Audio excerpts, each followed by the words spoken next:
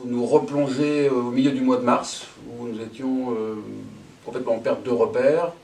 Les premiers jours du confinement, l'hôpital se transformait, se fermait, les consultations, les groupes ne pouvaient plus avoir lieu, tout était redéployé en ambulatoire. Nous devions tout reconstruire et nous avions un stress majeur pour faire ça bien, mais aussi l'impression d'être un petit peu dans une réalité différente, avec des rues désertes qu'on a tous vécues. Enfin, tout ça m'est tombé dessus comme à tout le monde et je me suis demandé comment être utile. Et je me suis dit, je travaille d'habitude sur le rétablissement, sur les facteurs de résilience qui permettent de surmonter un trouble psychique grave. Alors pourquoi ne pas travailler sur ce qui va permettre à la population française de faire face à cette situation exceptionnelle? Donc j'en ai parlé à Frédéric Asbart, qui est maître de conférence au pôle centre Rive-Gauche, praticien hospitalier.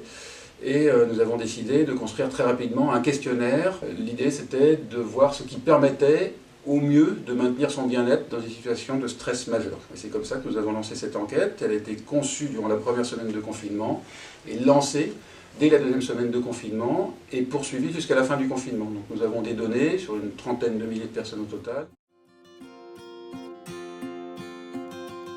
Les principaux enseignements de l'étude de LocuWell sont issus surtout des analyses des données de la deuxième et de la troisième semaine. Donc les principales analyses que nous avons faites montrent que dès la deuxième semaine de confinement, il y a une souffrance, il y a une altération du bien-être mental dans la population française. Les données brutes montrent que le niveau de bien-être déclaré par la population baisse au fil du confinement. Mais ça mérite d'autres analyses pour vraiment vérifier ce résultat. Déjà, qu'est-ce qui aggrave la situation? Il y a deux facteurs principaux. Le fait d'être suivi en psychiatrie, d'avoir été suivi ou d'être actuellement suivi. Donc, le fait d'avoir une fragilité de ce côté-là a rendu les personnes qui ont répondu plus sensibles au stress, et puis aussi l'âge, le jeune âge. Ce sont vraiment les deux facteurs qui ressortent principalement, qui rendent les personnes plus fragiles par rapport à cette situation de stress aigu. Qu'est-ce qui peut protéger? Eh bien, le principal facteur protecteur, ce sont les contacts sociaux. Pas les réseaux sociaux, les contacts sociaux directs, c'est-à-dire le fait de pouvoir échanger verbalement avec d'autres personnes de manière régulière. Ensuite, un autre enseignement, c'est que les consommations ont beaucoup changé. Ça, on l'a travaillé avec le professeur Benjamin Roland, qui est addictologue à Lyon. Et donc nous avons vu une augmentation, une explosion même de la consommation des écrans. Bien entendu, la population communiquait de cette manière-là. Donc ça a augmenté de manière notable chez 60% des personnes, entre 60% et 2/3. Et 15% des répondants ont perdu le contrôle de la consommation des écrans. Donc on peut craindre une augmentation des addictions comportementales, des addictions aux écrans à l'issue de cette période. L'augmentation également de la consommation d'alcool a été notable, avec une perte de contrôle chez une petite partie de la population.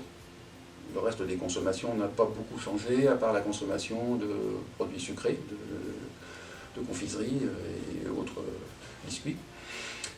Peut-être parce que l'alimentation s'est fractionnée, a été moins ordonnée, parce que les personnes avaient perdu leurs repères, y compris en termes de cycle journalier. Les repas ne se prenaient plus de manière régulière, les gens étaient enfermés, n'avaient plus de travail pour se structurer pour une partie d'entre eux. Et donc leur sommeil et leur alimentation s'est fragmenté. Alors, cette étude en fait, avait pour but de montrer l'impact sur la population, à la fois l'impact délétère et à la fois les facteurs protecteurs. Elle a été faite, je vous rappelle, dans les premières semaines de confinement. À cette époque-là, c'était décidé pour 2 semaines. On a eu un autre bloc de 2 semaines et puis un bloc de 4 semaines. Donc un des messages que je voulais faire passer au début, c'est attention, le confinement c'est également dangereux pour la santé mentale. Il ne faut pas que ça dure trop longtemps. Il faudrait qu'on ait une date de fin du confinement. Ce qui a été fait au bout de 4 semaines. Et cette étude a pu apporter des éléments qui ont contribué à ce type de décision.